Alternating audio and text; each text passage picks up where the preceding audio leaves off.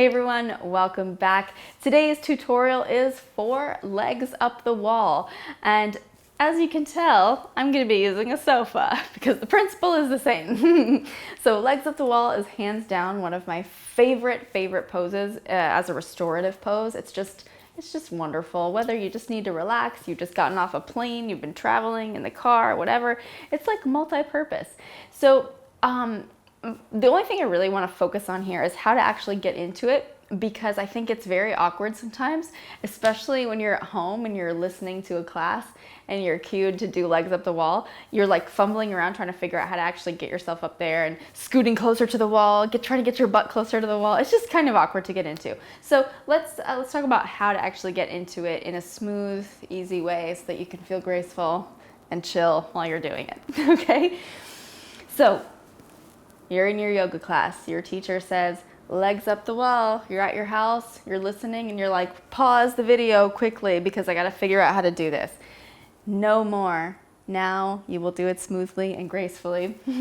So the trick is against your surface, whether it's your wall or your couch, you have that next to you. You want to turn sideways next to that surface and get as close to it as you can. So right now, like my shoulder, if I lean over an inch or two, I'm right up against the couch. My shoulder is right up against the couch. I would even scoot a teeny bit closer so that you only have like an inch or two of space between you and that surface. I'm gonna slide my butt close to the heels and then lay back and flip around. And by the time I flipped around, now my butt is completely against the couch or the wall if I was in front of the wall. So no more am I.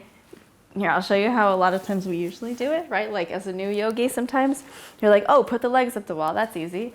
Okay, I'm just gonna come over here. And then you end up being really far away from the surface and you're like, oh, dang. Okay, hold on, let me scoot. And you gotta get really creative with how you scoot yourself up to it. So the trick is starting out very close to your surface. Okay, start over, right? So the trick is starting out really close to your surface, so that you're already in position when you get down onto your back. So you should already be in contact with the wall or with your furniture before you get down. Scoot your butt to the heels, lay down, flip it around, and there we are.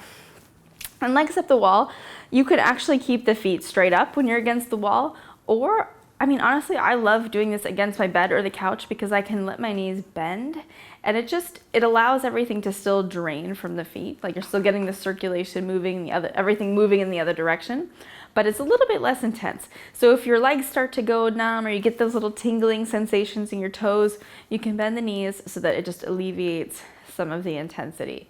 And you can actually hold it for a little bit longer.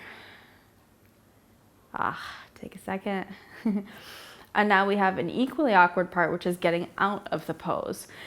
So whether your knees were bent or straight, I personally like to bend them and then roll back in the same direction that I kind of came up in, and just press yourself up and come back to your mat, come back to wherever you were. And I think that's really, legs up the wall is one of those poses that you're really not going to hurt yourself in. The alignment portion, just don't think about it too much. The purpose of legs up the wall is to get everything moving in the opposite direction, kind of like with inversions.